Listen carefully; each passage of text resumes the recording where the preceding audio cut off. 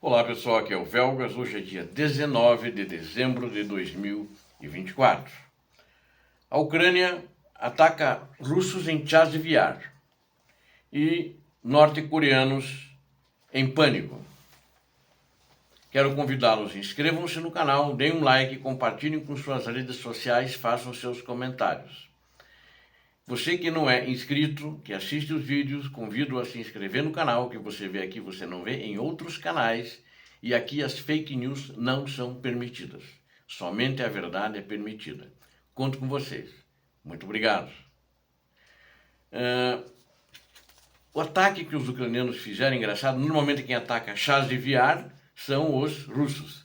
Mas durante os ataques deles, eles começaram a deixar alguns soldados, imperceptivelmente, pelo menos no início, algumas tropas, né, não necessariamente só soldados, mas também sargentos ou tenentes, né, cabos, que alguém tem que comandar, na tubulação, porque a tubulação não funciona mais, não vai mais água, né, a tubulação de água da cidade, que puxava a água bombeava a água de uma estação de tratamento para servir água para uma cidade, para a cidade de Chasiv Yar. A cidade de Chasiv Yar tem 25 mil habitantes, tinha, né? 25 mil habitantes antes da guerra. Mas não funciona mais isso. E ela estava justamente na parte baixa da cidade, que é onde os russos estão sempre procurando, quer dizer, eles não têm muito por outro lado por onde chegar. Então, onde eles faziam um ataque.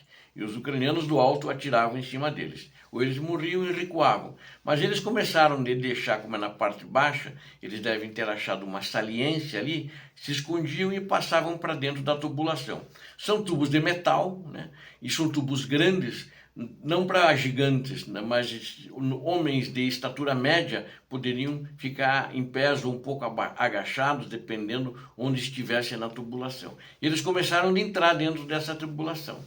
E os outros iam embora ou eram mortos, e os feridos levavam embora, alguma coisa assim. Bom, o que aconteceu? Drones de reconhecimento acabaram descobrindo a existência dessa tropa russa dentro desses tubos de aço, né? Aí vieram o que eles chamam drones, vamos chamar batedores, né? São drones agora que vieram com mísseis, né? Os ucranianos têm drones que atiram mísseis. E eles vieram com 2 ou 3 desses drones, já foi identificada pelo reconhecimento onde estavam os soldados russos, e aí esses drones, eles atiraram os seus mísseis contra essa tubulação, provocando baixas, e aí a surpresa é que tinha bastante soldados russos ali. Eles já estavam se preparando para talvez fazer uma incursão noturna ali debaixo, daí tentar subir rastejando em silêncio para chegar até as posições ucranianas. Mas os ucranianos descobriram isso, os drones ali de reconhecimento estão ativos 24 horas por dia. E eles têm, inclusive, equipamentos eletrônicos e de calor, né, para sentir a presença humana, e aí eles acharam esses russos dentro dessa tubulação da estação de águas, né, que transportava, antes da guerra, água para a cidade.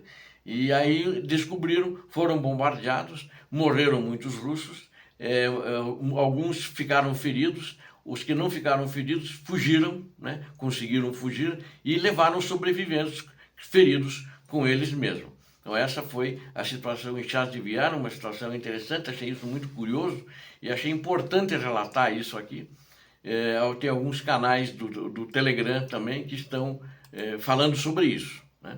E agora quero voltar à questão dos coreanos, que todo dia estão tendo incursões, né, contra a Ucrânia, agora pelos soldados ucranianos, deve ser agora pelo 3º ou 4º dia, eles estão tendo muitas baixas, né, e são muitas notícias justamente vêm lá de Kursk com isso, e as forças norte-coreanas, eu quero destacar mais isso, todo mundo achava que eles eram os bambambam, vinham para decidir a guerra na Ucrânia, né? Na realidade, não estão decidindo nada e não vão decidir, e estão piores que o exército russo, que mostra também que é muito ruim, né? Mas também é o primeiro teste deles de combate em décadas, né? Eles lançaram esse ataque em grande escala numa localidade, na região de uma chamada Krugluyenka, e se deram mal, né? O que se seguiu foi uma demonstração brutal ucraniana, né?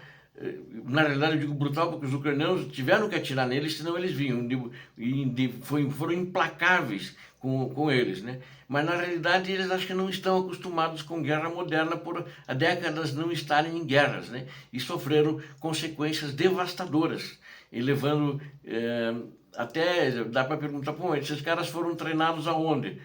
Em lugar nenhum, vieram com menos treinamento do que os recrutas russos, que são buchas de canhão, né?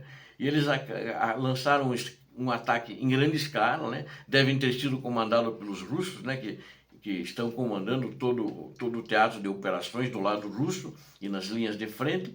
Agora, a abordagem deles levou a resultados e perdas devastadoras, né? E infligidas principalmente por drones e também a artilharia da Ucrânia, né? Houve pouco combate, eles foram aniquilados justamente por drones e pela artilharia. E foi um resultado catastrófico, mais catastrófico até do que se imaginava. A situação foi angustiante, eu diria, e do caos. Até os ucranianos que estavam observando das trincheiras acharam isso, e por causa da devastação causada e a precisão dos ucranianos. A precisão dos ucranianos não é só contra as tropas norte-coreanas, contra as russas também. Mas as tropas russas ainda sabem se defender um pouco melhor, já estão acostumadas e já usavam esse tipo os drones, né? Antes, agora acabaram os drones dele, eles não esperavam que a guerra fosse demorar tanto, não tinha estoques, então agora estão usando os suicidas, que não são tão inteligentes assim. E os norte-coreanos ficaram presos em barragens de artilharia, implacavelmente lançados pelas tropas ucranianas, e também os ataques de drones direcionados também contra eles, né? Isso foi assim, os soldados ucranianos disseram que isso foi particularmente perturbador, foi diferente de um ataque russo, né? E eles vieram lá, na realidade, para ser bucha de canhão. Eles achavam que eles ficavam paralisados, né? Então, quando os soldados eram feridos ao lado, eles ficavam paralisados esperando os soldados que vinham atrás, eles não corriam para frente, nem para trás, eles ficavam paralisados. Então, são esse tipo de relatos que mostra que eles não vieram para decidir nada, eles vieram lá efetivamente para morrer, né? E com as bombas explodindo em volta. E como eles estavam sendo treinados pelos russos, foram mal treinados, inclusive, pelo exército russo, sem sombra nenhuma de dúvida, né? Então é uma questão que também, daí tem muitos feridos, né? A Rússia está tentando esconder os mortos e feridos, né?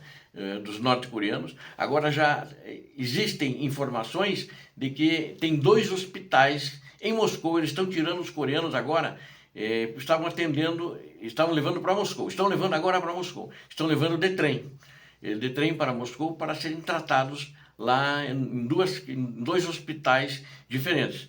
Tem entre 200 a 300 já desses hospitais até a data de ontem, quer dizer, no 4º dia de incursão, fora aqueles relatos de mortes que eu já fiz nos dias anteriores. Então, a situação está muito feia e muito crítica. Eles estavam em alguns hospitais ali na região de Rostov, eles foram levados também, mas acharam melhor não deixar a grande massa ali, porque eles estão colocando os russos lá também, só que os russos, quando estão feridos, eles vai de volta para a frente de batalha.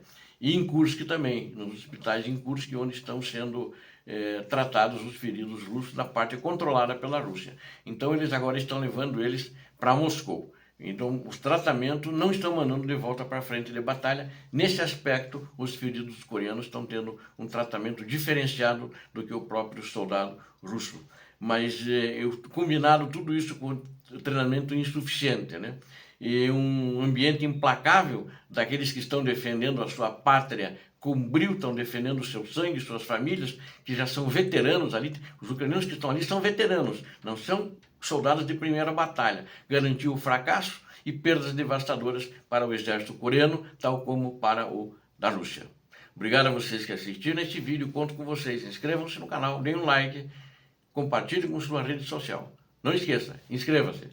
Aqui mostramos somente a verdade. Fake news não são permitidas. Deus abençoe vocês, Deus abençoe a Ucrânia, Deus abençoe o Brasil. Paz e bem, paz para toda a humanidade.